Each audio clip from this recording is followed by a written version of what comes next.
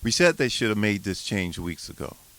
Unfortunately, I think us Browns fans are going to play the woulda, shoulda, coulda game if this team fails to make the playoffs.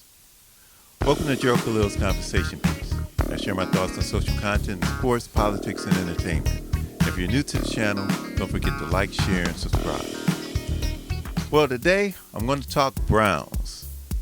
I just got back from out of the country, so I'm amped to talk about the Browns' 29-23 victory over the Baltimore Ravens. And famous Jameis, in his first start in over 2 years, throws for 334 yards and 3 touchdowns. Now, I know he could have had some picks. Matter of fact, there was about 3 of them that I had saw, but it didn't happen.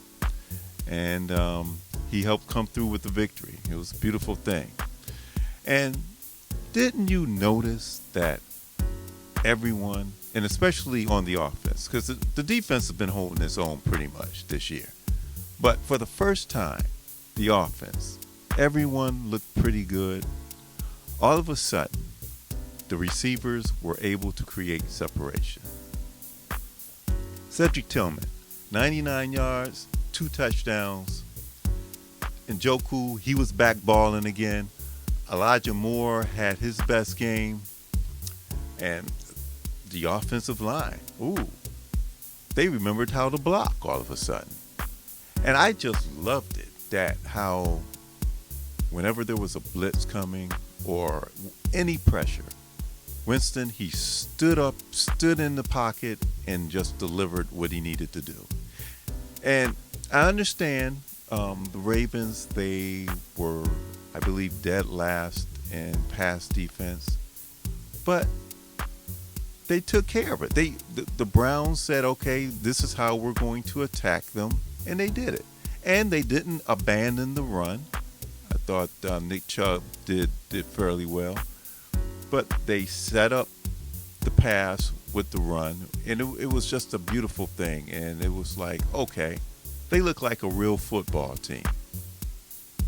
And now I know, Ken Dorsey, he took over the play calling. And, some folks will point to that. But it was not like it was anything he did totally different than what Stefanski would have done. Except, Stefanski would have been more conservative. What I liked that he let Jameis take some shots down the field, which was awesome. But we know what the difference was. It was all about the quarterback. You gave them some adequate quarterbacking, and the team just reacted. I mean, everyone was into the game. You had the team. You could tell that they believed in Jameis. They believed that he was going to help guide them to victory. And even if he didn't do that, and also the fans were into the game. I don't want to forget about them. And me watching as a fan, I'm like, okay, Jameis is doing it, right? And when he almost threw that, just after the 2-minute warning, I believe, he almost threw a pick that the guy on the Ravens should have picked off. I was thinking it like, okay, Jameis blew the game pretty much, but hey, at least he did his best. I mean, he went down slinging, and at least the team played like a team, like a real football team. And hey, when that guy missed the interception, Jameis, he forgets easily, right? He forgot about that play, and he went right on over the top to Cedric Tillman for the game-winning score. And it was beautiful. I mean, that's what you want. What a difference. And it makes you wonder, like last week when Watson got hurt and the first quarterback off the bench, which QB2 was Dorian Thompson-Robinson. And the understanding was that Winston was an emergency. He was third string. And it makes you think about what was the coaching staff thinking about when everyone and their mama knew that Jameis Winston should have been QB2, the backup. It makes you wonder what this team is thinking about. But, with that said, hey, congratulations to them. At this point, you got Jameis. You got to go with them for the rest of the year. Now, they have the Chargers next. And they're at home. It's a home game. They'll be going against another Harbaugh. This time, Jim Harbaugh. And it seems that we always have bad luck against the Chargers.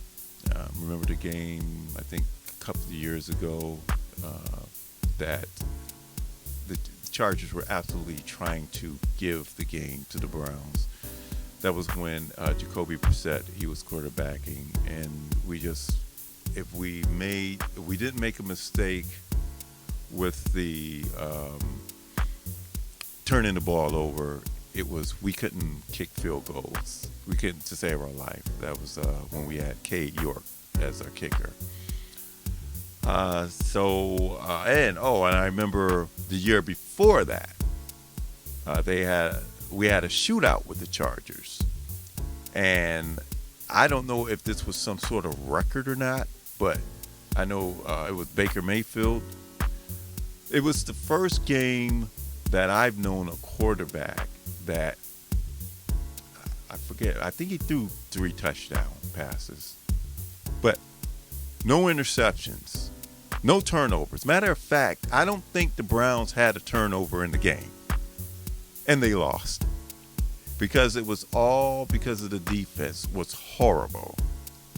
Joe Woods, remember him? So we seem to have bad luck against the Chargers, but let's take a look at the rest of the schedule. And the reason why I want to take a look at the schedule, because there's talk about, maybe the Browns can make a playoff push. Let's see if it's realistic.